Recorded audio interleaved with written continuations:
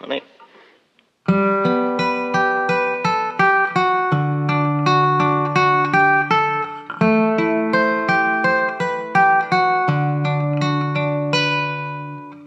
Pienet lapset, ne ei nuku pitkään.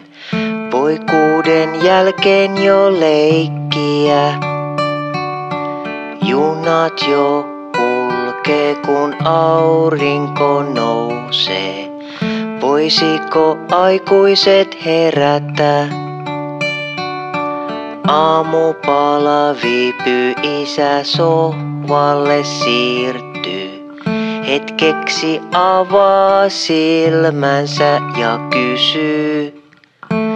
Hei, minne sä matkalla oot? Voitko tulla mun kainaloon? Oltais peiton alla hetki näin.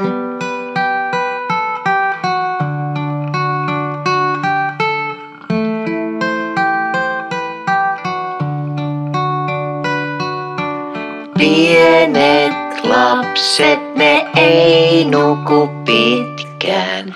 Sängyssä hauskempi hyppiä.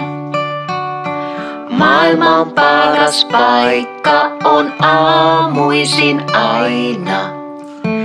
Äidin viereltä herätä. Hei, minne sä matkalla oot? Voitko tulla mun kainaloon?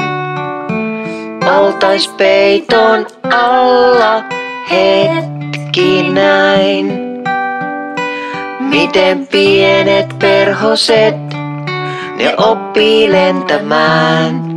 Ja missä tehdas on, jossa hattaraa tehdään. Ja kuka iltaisin taivaan tähdet sytyttää, on paljon kysyttävää. Isä, ootko jo hereillä? Hei, minne sä matkalla oot? Voitko tulla mun kainaloon? Oltais peiton alla hetki näin.